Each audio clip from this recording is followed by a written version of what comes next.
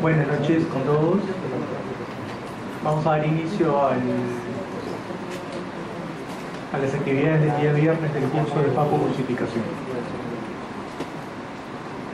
El día de hoy vamos a hablar de lo que significa la vitrectomía anterior. Yo soy el doctor Renzo Cañote, médico retinólogo de la Clínica Oftalmosalud. Y les cuento que esta mañana, haciendo la plática, se me borró toda la plática. Y pues tuve que rápidamente, en una circunstancia de emergencia, así como cuando hay un RCP, tener que modificar lo que había preparado para ustedes. Así que les pido disculpas y va a haber un poco de sopa de letras. Pero la idea de esta noche es dejarle algunas ideas claras sobre lo que significa hacer lo que significa hacer vitrectomía anterior y enfrentar una ruptura de la bolsa cuando hacemos facoemulsificación. Y lo que pasa es lo siguiente. Lo que pasa es que lo primero que quería mencionar esta noche es que cuando uno enfrenta la facoemulsificación, lo que sucede es que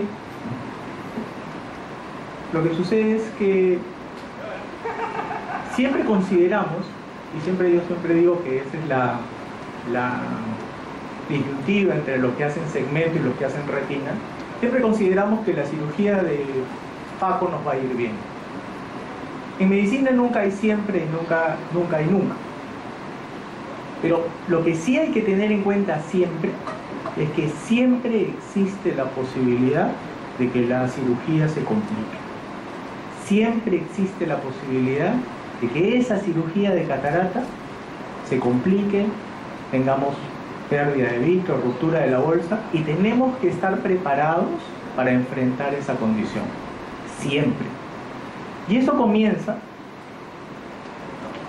considerando qué vamos a necesitar si esa cirugía se va a complicar.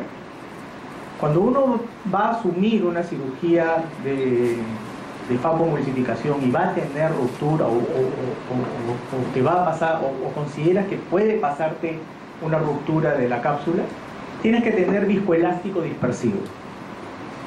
Tienes que tener un lente de 3 piezas, que puede ser lente de 3 piezas plegable o lente de una sola pieza rígido, pero tienes que tener un lente que te permita colocarlo en el soporte que supuestamente te va a quedar. Tienes que considerar tener un equipo de vitrectomía anterior, porque muchas veces, y todos lo hemos hecho, yo también he sido alguna vez residente y también he sido un oftalmólogo con poca experiencia haciendo faco. Lo que pasa cuando uno tiene la ruptura de la bolsa es que comienza a hacer una serie de movimientos y cosas sin mucho sentido. Metemos la tijera, la balas en la cámara anterior, cortamos en el aire, metemos y sacamos instrumentos y comenzamos a divagar mientras tomamos una decisión adecuada. Tenemos que tener por si acaso un lente de cámara anterior. Si queremos teñir el vitro porque todavía no tenemos el expertise necesario para ver el vitro, si queda vitro, deberíamos considerar tener algo que nos permita teñir ese vitro como la triamcinolona. Pero lo más importante es que cuando tenemos ruptura de la bolsa, ocurren 2 escenarios en los médicos que enfrentan la ruptura capsular cuando no tienen tanta experiencia. Cuando hay algo de impericia, pasa que uno, cuando no conoce o todavía no hace mucha facoemulsificación, no logra identificar cuando ha roto la bolsa. Entonces sigues haciendo tu faco creyendo que no tienes vitrio, y lo que estás haciendo es una serie de maniobras que tienen un costo para el ojo del paciente. La otra es que no identifiques cuando has roto la bolsa y también que no identifiques cuando ya hay esa presencia de esa lengüeta o de ese hongo o finalmente de toda la cavidad de la cámara anterior llena de vitro. Eso se entiende cuando el cirujano es muy poco experto. Nos pasa a los residentes y a todos aquellos que estamos cuando recién comenzamos el entrenamiento. Y la otra es la imprudencia. Cuando ya tenemos algo de experiencia, cuando ya creemos que podemos hacer las cosas, rompemos la bolsa, pero seguimos necios, seguimos ahí dándole, buscando cómo resolver, cómo chancar el lente, cómo meter cómo convencernos nosotros mismos de que no hemos roto la bolsa y que tenemos que terminar porque tenemos que terminar de emulsificar el núcleo o sacar los restos corticales que nos quedan. Entonces utiliza la técnica de fa como puedas, ¿no? No es faco chop ni faco, sino sacas el núcleo, ¿no? Como puedas. Así nos pasa, y lo hemos hecho todos. No hay que olvidarse que cada vez que uno hace esas maniobras, que insisto, las he hecho yo, seguramente todos los que aprendimos a hacer cirugía de faco la hemos hecho, hacemos maniobras que a la larga los que hacen solamente segmento anterior a lo mejor no están tan al tanto del costo y de los riesgos que le significan a ese paciente, por ejemplo, en la retina periférica, cuando le creamos un regma y ese paciente va a venir 2, 3, 4, 6 meses después con un desprendimiento de retina. Entonces, lo primero que hay que aprender después de reconocer que somos poco expertos y que tenemos que reconocer cuándo hemos roto la bolsa y cuándo hay vitro en la cámara anterior, es reconocer los signos de presencia de vitro en la cámara anterior. Y uno de ellos es la profundización de la cámara, ver que el núcleo se vaya más profundo. Nos pasa que tenemos dificultad para emulsificar, pisamos ultrasonido y no viene el pedazo de núcleo hacia la punta de nuestra faco. Tenemos dificultad para aspirar, colocamos la pieza de irrigación, aspiración y jalamos y decimos, carajo, no embala. Y viene ese movimiento de baile, ¿no? Ese movimiento que yo le llamo el movimiento de los pasos de baile, porque uno mueve la pieza de mano hacia adelante y el pedacito se va para atrás. Uno mueve la pieza de mano para atrás y el pedacito se viene como que se acerca. Uno se mueve para un costado y el iris se mueve para allá. Uno se mueve para el otro costado y el iris baila contigo. Entonces, ese acto de que tú quieres agarrar el pedazo de núcleo y se mueve contigo te sigue en el movimiento, luego regresa contigo, luego el iris se mueve, ese es el signo característico de que ustedes tienen vitrio en el segmento anterior. Obviamente la deformidad de pupila es un signo, digamos, casi patognomónico. Y obviamente la retracción de la bolsa capsular, que es algo que es muy importante, porque cuando rompemos bolsa, lo que nos pasa es que se va abriendo el hueco de la ruptura y después parece que se ha perdido el borde de la rex y ya no identificamos el soporte, porque al entrar el vitrio empuja la bolsa hacia la periferia y parece que se pierde la bolsa. Un buen cirujano tiene que reconocer, tiene que tener experiencia para resolver el caso. Tiene que ser prudente, pero lo más importante, yo siempre les enseño esto a mis residentes, desde el momento en que ustedes han roto la bolsa, tienen que hacer movimientos lentos y movimientos finos. Un viejo maestro decía que la cirugía oftalmológica no es una cirugía de velocidad, sino una cirugía de precisión. Y de eso se trata cuando hacemos la reparación de la ruptura de la bolsa. Hay que tener en cuenta que cuando uno rompe la bolsa lo que tiene que hacer es control de daños. Y entonces tiene que conocer, por ejemplo, los parámetros de cómo hacer vitrectomía anterior. Siempre, primero cuando van a hacer la vitrectomía anterior, tienen que pedir la mayor cantidad de corte. Si su equipo tiene 400, 400. Si tiene 600, 600. Si tiene 800, como el Infinity, 800. Tiene que escoger un vacío, porque con ese vacío ustedes van a atraer los pedazos o los restos o el vitrio. El vacío normalmente yo lo trabajo en un intervalo entre 100 y 200 milímetros de mercurio.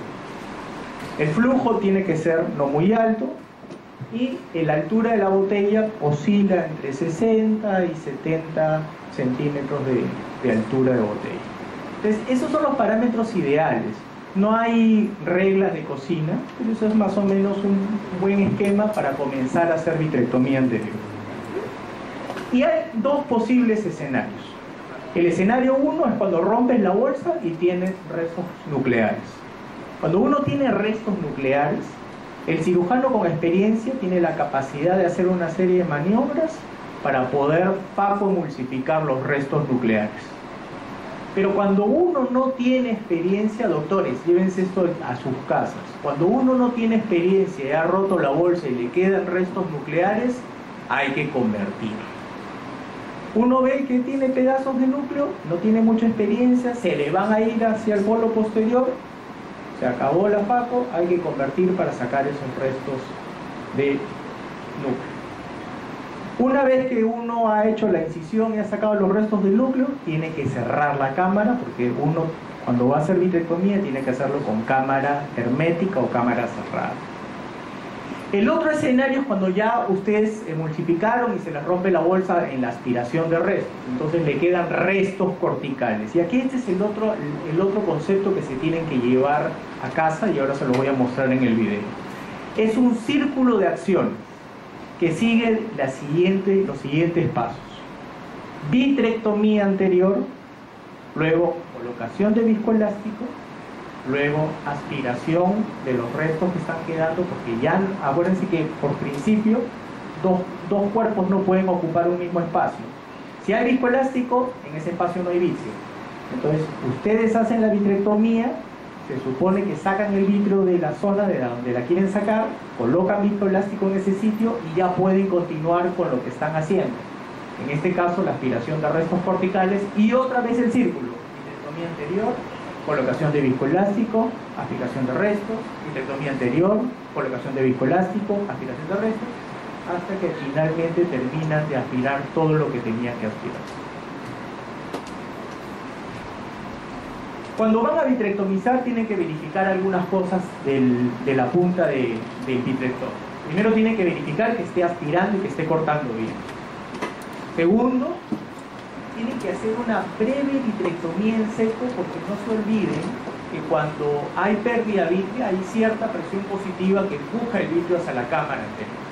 Entonces ustedes ingresan con la punta del vitrector unos 10 o 15 segundos de vitrectomía en seco para bajar un poco la presión de vitrio, y ya luego entran con la irrigación por el segundo puerto.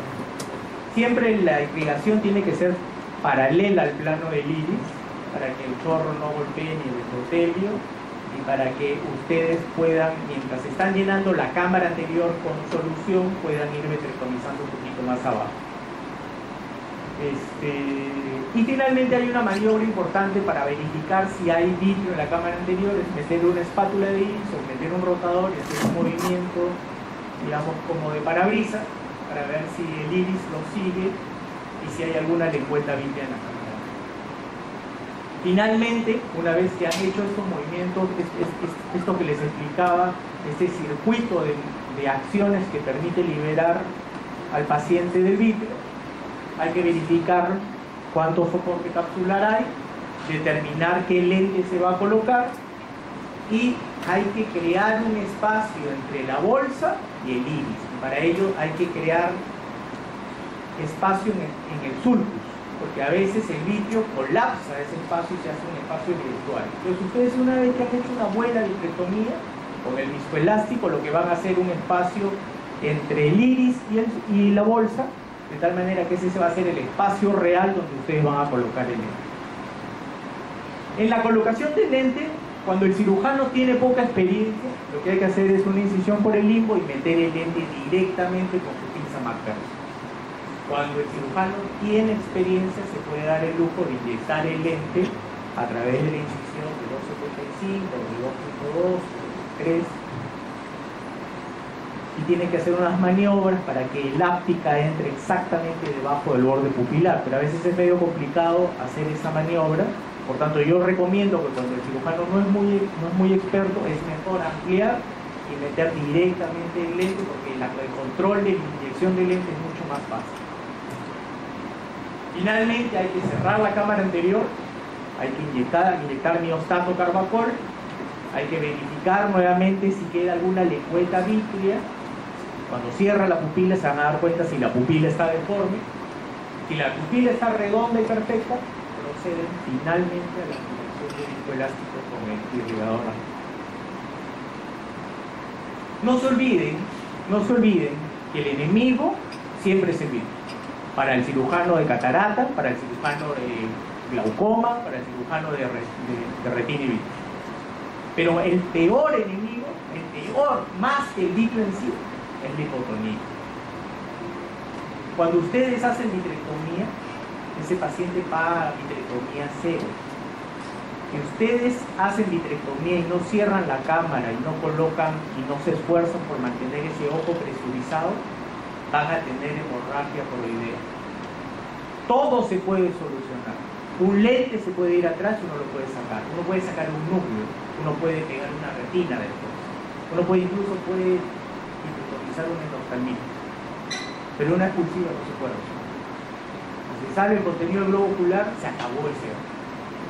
Entonces, tengan cuidado con la hipotonía, porque la hipotonía es el principal elemento que determina que ocurra la hemorragia coroidea o la hemorragia expulsiva. Y finalmente, hay un viejo dicho que decía que es mejor una extracapsular bien hecha que una faco mal hecha. Es mejor que el paciente quede con afagia y que ustedes después le pongan un lente de contacto hasta que entre a un implante de lente en segunda intención, que meter un lente de cámara posterior en cámara anterior y chacar el lente con vitrio y hacer maniobras para que esa córnea al día siguiente ya colocaron el lente, todos contentos, pero el paciente queda para el trasplante de córnea. Es mejor un paciente con afagia y con su lente de contacto que se desesperen por hacer mil maniobras que no tienen ningún sentido y que ese paciente pierda su córnea por esas maniobras. Entonces, antes de terminar esta plática, les voy a presentar un video de todo lo que acabo de decir en la teoría.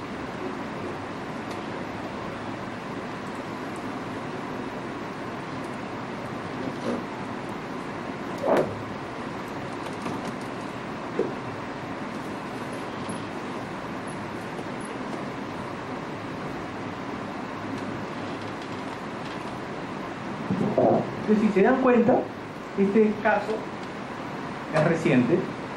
Estaba el cirujano operando y miren, se dan cuenta que ha creado un agujero allá atrás. Justo en este momento. Entonces, ¿qué sucede? Por lo menos el cirujano identificó rápidamente que había el agujero, ¿no? Eso que encontramos en los libros que dicen hay que detenerse, hay que mantener la presión, pedir con la otra mano el viscoelástico, no retirar la punta, mantener en posición 1 y la irrigación, eso nadie lo hace. Eso nadie lo hace porque todos dudamos, todos nos resistimos a creer que hay vitrio en la cámara. Entonces seguimos haciendo cosas y seguimos aguantando y retiras todo. Nadie racionaliza eso de voy a poner en uno, pásame. Nadie le dice a la enfermera, pásame el viscoelástico con la mano izquierda, agárrame el metal, y entonces miren lo que está haciendo acá el doctor o la doctora. Lo que sucede es que comienzan los movimientos sin sentido. Comienzas a hacer cosas que no sabemos. Aparentemente quiere pasar el resto, porque parece ese leído atrás, ¿no? El agujero de la bolsa se sigue haciendo cada vez más grande y no sé qué. Eso es lo que hacemos todos, ¿no? Comienza los movimientos sin sentido, ¿no? Comenzamos a maltratar el iris, ¿no? Vamos a maltratar el iris, seguimos, ya comenzó a salir por ahí un poco de pigmento, ya no nos va a quedar tan redondita la pupila, el hueco atrás se sigue haciendo más grande, el temblor, entonces ya está nerviosa, ¿ah? Ya está nerviosa, ¿no? Comienza el temblor de las pinzas, ¿no? ¿Ah?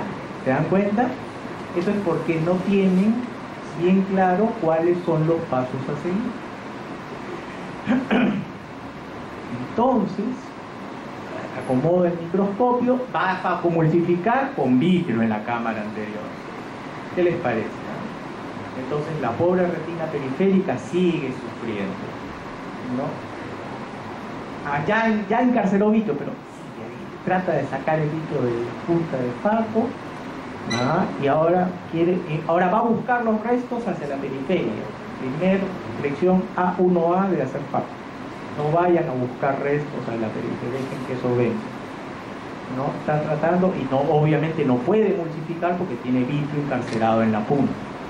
Entonces no vienen esos restos. ¿Por qué? Porque está el vitrio ahí. Sale otra vez, miren el tamaño del hueco. Ya no es un huequito.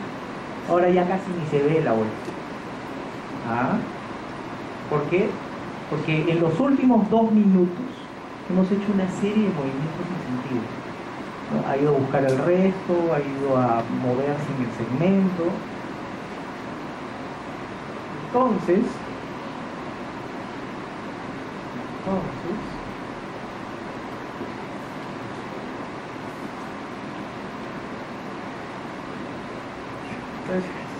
aquí viene 20 minutos después, el resto sigue ahí, el hueco sigue ahí, ¿no?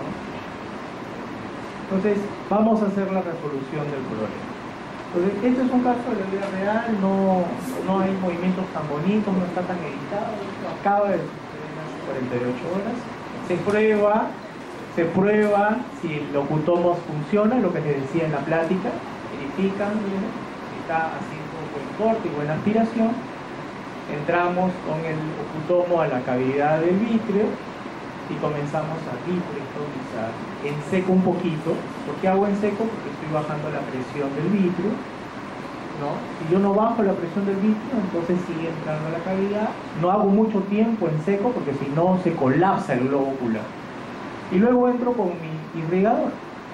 Mi irrigador normalmente dispara o bota el chorro de solución perpendicular mientras yo estoy tratando de comerme todos los restos corticales que puedo comerme con mi vitrectomía.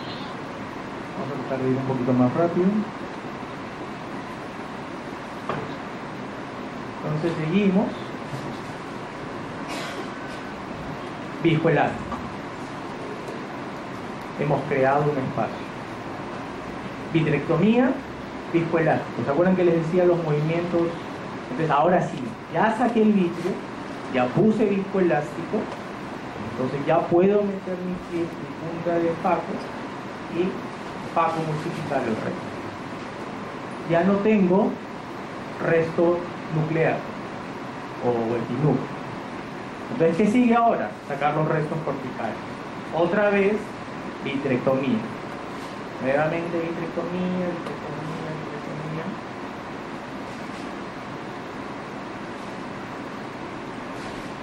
Y otra vez, viscoelástico.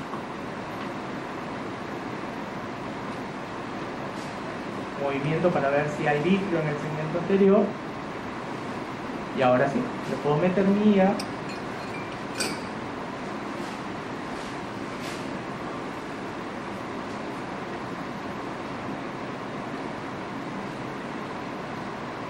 Se dan cuenta, ya puedo aspirar mis restos con cierta comodidad. Hay que tener cuidado que una vez que uno comienza a aspirar, rápidamente se consume el viscoelástico, sobre todo si no es dispersivo, si es cohesivo, si es propilmetilcelulosa, y otra vez viene el cochino vitrio. Entonces hay que aspirar hasta donde ve uno que ya no puede aspirar. Finalmente, ya casi no tenemos restos. Amplío un poquito porque voy a entrar por el otro puerto a hacer vitrectomía para tratar de sacar la posible lengüeta vítrea que tenga hacia M11. Acuérdense que el vitrio siempre se sale por el puerto de mayor tamaño, más viscoelástico, y ahora sí, se supone que ya no tengo vitrio, es el movimiento que les hablaba hace un rato. Verifico como una parabrisas que no me sigue, más y comienzo a formar el surco.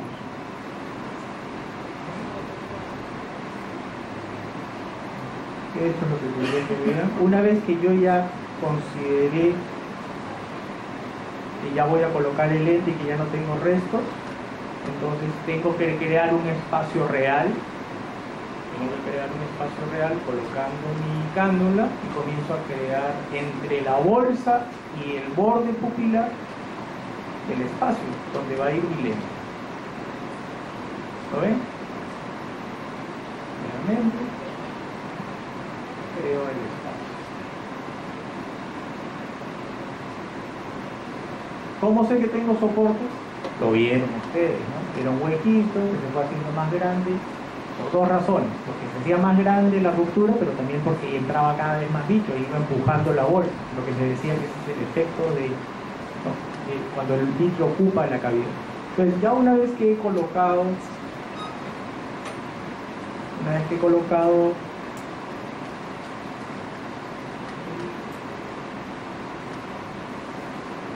la sustancia viscoelástica,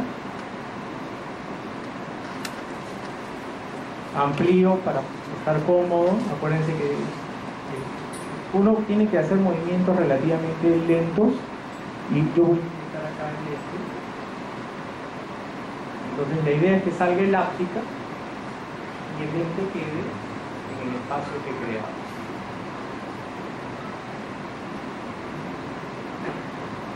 ¿Ya está? Entonces terminamos de colocar la segunda áptica.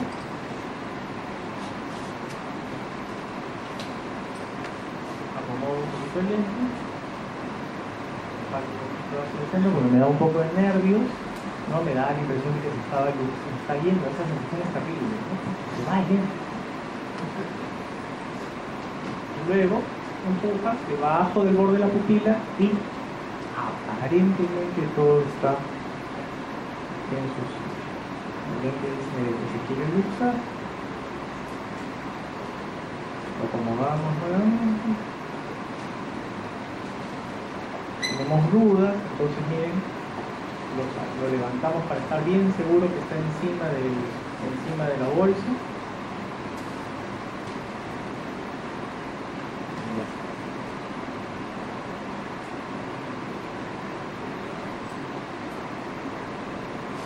Entonces la prueba del guión. Vamos a meterle presión de agua. Si se va lento no sabe en sur. Metemos presión de agua a rezar. Pero afortunadamente entonces podemos terminar de aspirar los restos que nos quedan. Terminar por ejemplo un restillo como el número 9. Vamos a empalar.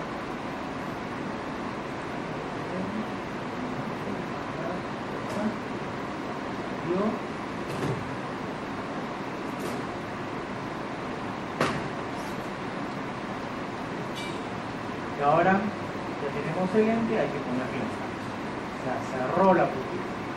Pupila completamente redonda, pupila perfecta, movimiento de visitación del visto de la cámara anterior. Terminamos de aspirar el viscoelástico. Y aquí no pasó nada. Un dato adicional, siempre pongan puntos. Yo sé que a nosotros los cirujanos de segmento nos gusta dejar sin puntos, porque como que se alimenta el ego. Pero es mejor cuando hay pérdida vítrea, todos sabemos que la estadística de los oftalmitis aumenta. Es mejor cerrar ese ojo, y eso fue lo que sucedió. No sé si hay alguna pregunta, si no, muchas gracias.